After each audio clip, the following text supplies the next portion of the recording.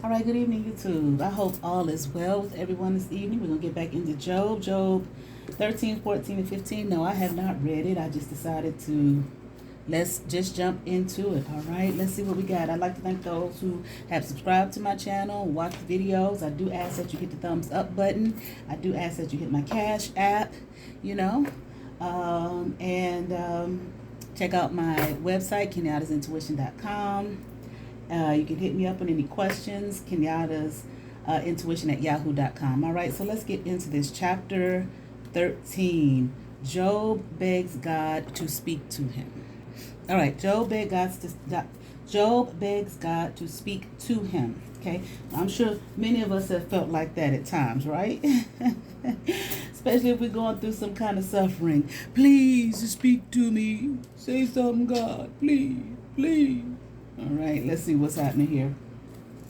Lo, mine eye hath seen all this, mine ear hath heard and understood it. What ye know, the same do I know also. I am not in fear. Oh, I think I read this. Did I read this? Wait a minute, y'all, let me check. Sorry about that. I'm pretty sure I read this. This is the last one chapter I read. Let me see, I gotta go back and look. No, I didn't. Okay, so it just sounds familiar. So apparently he's saying whatever. Yeah, he's saying it again. Okay, so you guys forgive me. Let's get into it. Lo, mine eye hath seen all this, mine ear hath heard and understood it. What ye know, the same do I know also. I am not inferior to you. He's saying it again. I love it. Okay. Surely I would speak to the Almighty, and I desire to reason with God. But ye are forgers of lies, ye are all physicians of no value. Oh, that ye would altogether hold your peace, and it should be your wisdom. Shut it up. Let that be your wisdom. I want to talk to God, not y'all. What y'all know, I know too. I'm not inferior to you, so stop.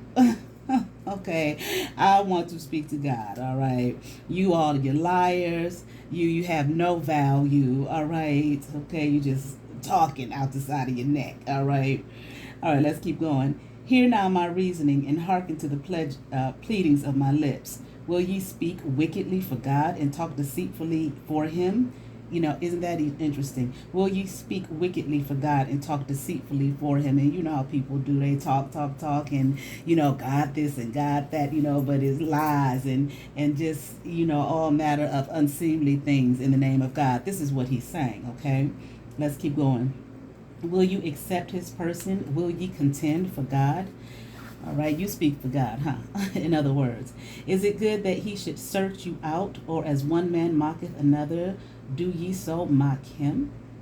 He will surely reprove you if ye do secretly accept persons. Shall not his excellency make you afraid, and his dread fall upon you? See, in other words, there's just speaking in it from what Job is saying here. You're just speaking so boldly about who and what God is, okay, saying that I'm this, that, and these things, these lies, and it's not true. You just let God check you, okay? Would you let's see what would be found out, if God searches you and checks you out. All right, are you God? Okay. Shall not you have no fear here of God? You have no you don't tremble before, in the name of God, in the presence of God, so on and so forth. You just speak so boldly about God, right? And what God is doing and what's happening here. All right. Your remembrances are like unto ashes, your bodies to bodies of clay. Whoa, that's heavy. Your remembrances. Like, this is some really good stuff. If you really want to tell somebody off, tell them about themselves, come read Job. All right. Your remembrances are like unto ashes. Okay. There's nothing to you. No, there's nothing. You're nothing, in other words. All right. Hold your peace. Let me alone, that I may speak, and let come on me what I will. Hold your peace. Wherefore do I take my flesh in my teeth, and put my life in mine hand? Hold your peace. Shut up and leave me alone. All right. Though he slay me, a lot of us have heard this particular verse in church quite often. Though he slay me, yet will I trust in him, but I will maintain my own ways before him. He shall also be my salvation, for an hypocrite shall not come before him. All right? I'm not a hypocrite. Okay? A hypocrite is not going to come before him. All right? And in other words, he's saying that he's not a hypocrite, what they're accusing him of. Hear diligently my speech and my declaration with your ears. Behold, now I have ordered my cause. I know that I shall be justified. All right. Who is he that will plead with me? For now, if I hold my tongue, I shall give up the ghost. Only do not two things unto me, then will I hide myself from thee. Withdraw thine hand far from me, and let not thy dread make me afraid. Okay, do not do those two things to me. He's speaking to God. Then call thou, and I will answer, or let me speak, and answer thou me. All right. If I call you, God, answer me, please, and let me speak, okay? Or let me speak, and please, and answer me one way or the other. Speak to me. How many are mine iniquities and sins? Make me to know my transgressions and my sins. If I have done anything wrong, God, show me. If I have done any sin, show me. If I have transgressed, show me. Because as far as Job is concerned at this point, he hasn't, okay? He needs to know. Wherefore hidest thou thy face, and holdest me for thine enemy? Why are you hiding yourself from me, God? Wilt thou break a leaf driven to and fro, and wilt thou pursue the dry stubble? For thou writest bitter things against me, and makest me to possess the iniquities of my youth.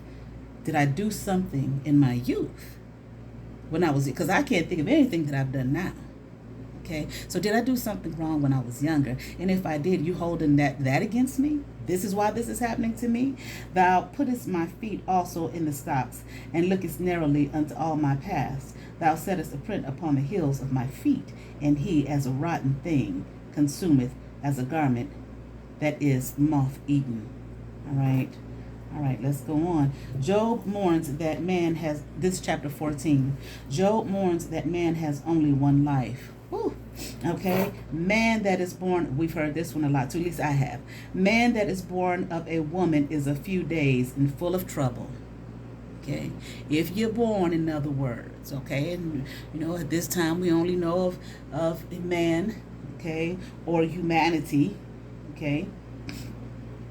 Hold on. Okay, being born, you know, women birthing them, okay, is of few days. We don't have long here, okay, but it's full of damn trouble. We don't have too much time here. Those that man that is born of woman, if you're born into this space, in this place, you don't have a long time, and it's trouble, suffering, once again. Wow, that comes up often in these religious things, doesn't it? Okay, I recorded Judaism tonight. The premiere is Thursday. Please come watch. Okay, that thing comes up again. Suffering. He cometh forth like a flower and is cut down. He fleeth also as a shadow and continueth not. And dost thou open thine eyes upon such an one, and bringest me into judgment with thee? Who can bring a clean thing out of an unclean? Not one. You ain't gonna get cleanliness out of something that's unclean. Okay, it can't nobody do that. Okay. Seeing his days are determined, the number of his months are with thee. Thou hast appointed his bounds that he cannot pass. Okay, in other words, you know how the length of time of each person here on this earth. Okay, and there's nothing we can do about that. You have it within your hands. Okay. He's talking to God. Turn from him, that he may rest, till he shall accomplish as an hireling his day. For there is hope of a tree, if it be cut down, that it will sprout again, and that the tender branch thereof will not cease. Though the roof thereof wax old in the earth, and the stock thereof die in the ground, yet through the scent of water it will bud, and bring forth boughs like a plant. But man, okay, but man dieth and wasteth away. Yea, man giveth up the ghost. And where is he? So even the trees that can be cut down, that can sprout forth again. Okay, and live again. But again, here. But what about man? We die, and that's pretty much the end of that. Okay? As the waters fall from the sea, and the flood decayeth and drieth up, so man lieth down and riseth not. Okay? Till the heavens be no more, they shall not awake, nor be raised out of their sleep. Oh, that thou wouldest hide me in the grave, that thou wouldest keep me secret until thy wrath be past, that thou wouldest appoint me a set time and remember me. Hide me from this. Can't nobody see me. Hide me to the day I die. All right. All right. If a man dies, shall he live again? All the days of my appointed time will I wait till my change come. That's another familiar one I would hear in church a lot. Another scripture. If a man dies, shall he live again? All the days of my appointed time will I wait till my change come. It's appointed time, like we were saying earlier. Okay, we have a set time. This is what he's saying. Okay, so all the days of the time that is set for me, that is appointed for me, I'm going to wait till my change comes. Okay, because you're not going. I'm not dying here. You won't take me up out of here. You won't hide me. So it's a set amount of time that apparently I have to live, and that I'm going to be living in this state. All right. So until that time comes, I'm gonna wait for my change. I know you ain't gonna keep me in this state. All right. Thou shalt call, and I will answer thee. Thou wilt have a desire to the work of thine hands. For now thou numberest my steps. Dost thou not watch over my sin? My transgression is sealed up in a bag, and thou sewest up mine iniquity. And surely the mountain falling cometh to naught, and the rock is removed out of his place. The waters were the stones. Thou washest away the things which grow out of the dust of the earth, and thou destroyest the hope of man. Thou prevailest forever against him, and he passeth. Thou changest his countenance, and sendest him away. His sons come to honor, and he knoweth it not, and they are brought low, but he perceiveth it not of them. But his flesh upon him shall have pain, and his soul within him shall mourn. All right. All right. Ain't too happy with things, God. In other words, I only got this one time to live. Only got this one time to live as Job. Yeah, I know this ain't going to stay this way. It can't. All right. Now, let's see what chapter 15 says, because the title is Job's Mouth Condemns Him. Then answered Eliphaz the Temanite and said, it's read now, should a wise man utter vain knowledge and fill his belly with the east wind? Should he reason with unprofitable talk, or with speeches wherewith he can do no good? Oh, listen, you talking, Job. All right. What is it? What is it for? These things that you're saying. Yea, thou castest off fear, and restrainest prayer before God. For thy mouth uttereth thine iniquity, and thou choosest the tongue of the crafty. Listen at how you talking. Okay. Okay, well, I'm gonna read the commentary in a minute. Okay, for thy mouth, you putting your foot in your mouth, basically, because he is questioning God, and he is upset with God. See, when I was brought up in church, they used to make out like Job didn't question God. Well, I don't know what book they was reading. Sometimes we have to read things for ourselves, okay, and get past people's agenda, whatever that might be. Okay, he's showing I feel like he's showing his humanity. Yeah, I was perfect and upright, but now look what's done happened. I mean, just think about it. We lose a job and we just go. That can be very devastating. This man lost everything, family. I mean, everything, and then his health. Had to be cast out of the community. Okay, let's be realistic here. Okay, and your friends will do this. Your quote unquote friends will do this. They come to comfort you, yet at the same time you find them condemning you. Okay, but Job stood his ground so far. No, I ain't did nothing. I don't care what y'all say. And God, what's up?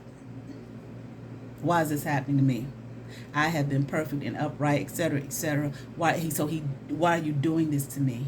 You are hunting me like a fierce lion. Remember that scripture last reading? Are you holding something in my youth against me? Okay, so he did question him. Okay. And he did speak. What is Eliphaz saying here? Okay, he spoke crafty. You're choosing the tongue of the crafty. Watch how you speak. Watch how you talk to God. But see, Eliphaz wasn't in this situation either. It's easy when people are not in your situation to tell you how to be, how to talk, how to feel, etc., etc. They're your friend, quote unquote. Okay. Yea, thou castest, this language, off fear. You have no fear before God anymore. You have no reverence for God anymore. You're just talking. Talking awfully bold. Okay. Your long speeches. Your unprofitable talk. It's not helping you in your situation. Okay. And restrain is prayer, and you won't even pray. But you're going to accuse God when you're the one. Okay, remember Eliphaz's stance. You're the one who has sinned, who has transgressed. Okay? Okay, so thy mouth uttereth thine iniquity, you putting your foot in your mouth. Thine own mouth condemneth thee, and not I. Yea, thine own lips testify against thee. Okay. You putting your foot in your mouth. You say you're innocent, but listen at how you're talking. You say you haven't sinned. You say you haven't transgressed. You know, so on and so forth. You say you're not a hypocrite, but look how you're talking now in the situation you're in. Look how you're talking about God. Listen at you, as though it's God's fault. In other words, art thou the first man that was born, or wast thou made before the hills? Okay, it's happened to you. You ain't the only one this has happened to. Hast thou heard the secret of God, and dost thou restrain wisdom to thyself? You know all the wisdom and ins and outs and makings and so on and so forth of God. Okay. What knowest thou that we know not? What understandest thou which is not in us? What you know better than us? Well, what is it that you know that we don't know? With us are both the gray-headed and very aged men, much elder than thy father. Are the consolations of God small with thee? Is there any secret thing with thee? Oh, you got something perfect going on with you? There's some secret thing that you don't know about? That you know about that we don't know about, that you privy to, that you're special, you're the only man that knows the secrets of God, that understands God like that? Nobody else, just you. Why doth thine heart carry thee away? And what do thy eyes wink at? That thou turnest thy spirit against God, and lettest such words go out of thy mouth. What is it that you know? What is the great grand secret of God that you know and that you understand? Okay? You turn your spirit against God, talking like that, accusing God. We've heard the things that Job has said. So all that talk, if some of you guys out there, that's what you heard in church too, that's not what's in the book. I see a whole lot of complaining and upsetness and questioning God and, accusing God.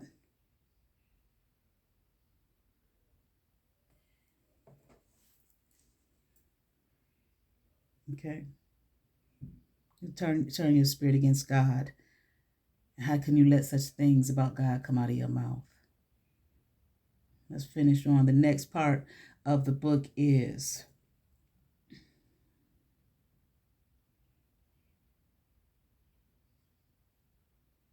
okay. The next part, hold on.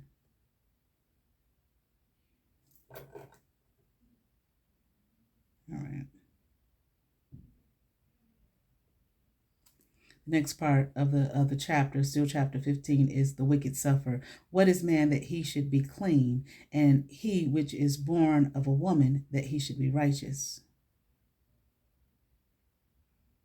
Behold, he putteth no trust in his saints, yea, the heavens are not clean in his sight.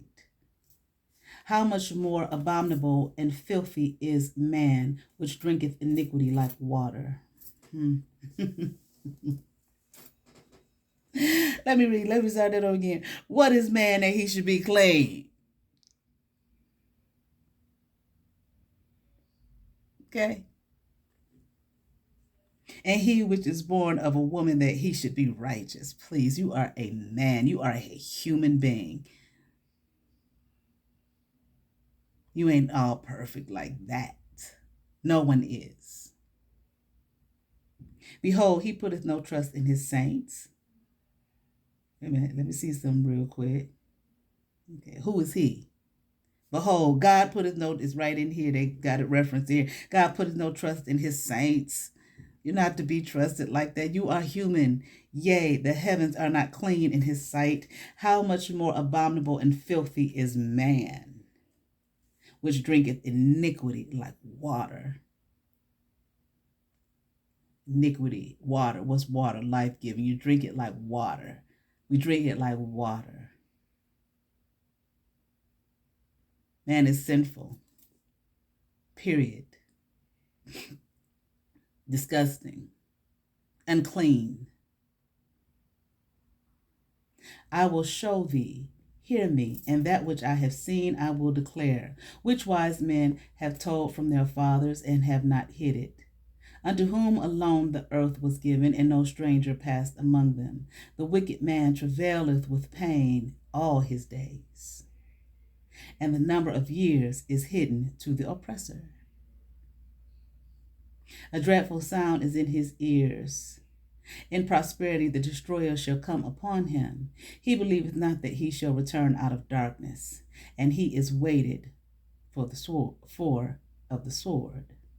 He wandereth abroad for bread, saying, where is it? He knoweth that the day of darkness is ready at hand. Trouble and anguish shall make him afraid. They shall prevail against him as a king ready to the battle. For he stretcheth out his hand against God, and strengtheneth himself against the Almighty. This is man here, okay? He runneth upon him, even on his neck, upon the thick bosses of his bucklers, because he covereth his face with his fatness, and maketh collops of fat on his flanks. I have no clue what that is. I've never heard of that word before, collops. His waist heavy with fat, okay. And he dwelleth in desolate cities, and in houses which no man inhabiteth, which are ready to become heaps. He shall not be rich, neither shall his substance continue, neither shall he prolong the perfection thereof upon the earth. Now he's talking about the wicked now, okay? He shall not depart out of darkness. The flame shall dry up his branches, and by the breath of his mouth shall he go away. Let not him that is deceived trust in vanity, for vanity shall be his recompense.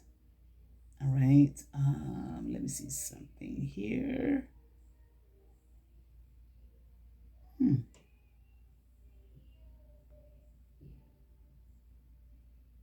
Oh, here it is. Okay.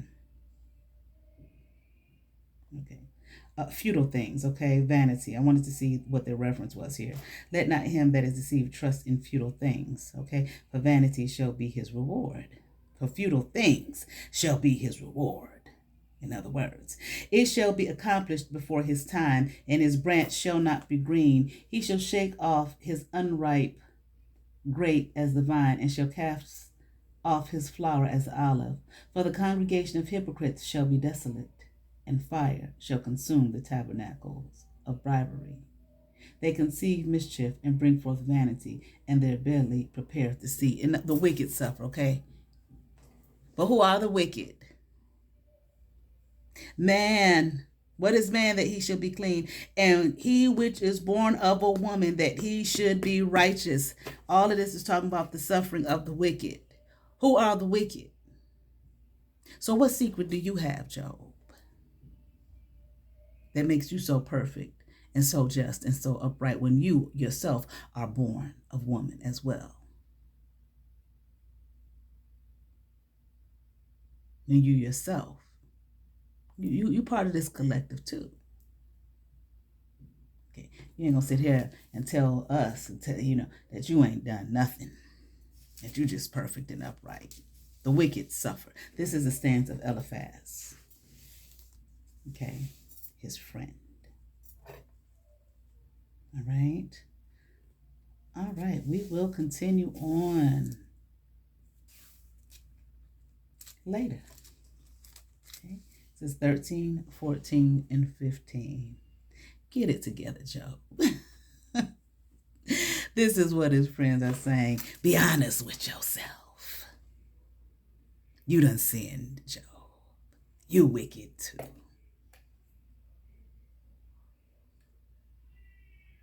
And this is the result of your wickedness. Job, as we can see, is still holding fast.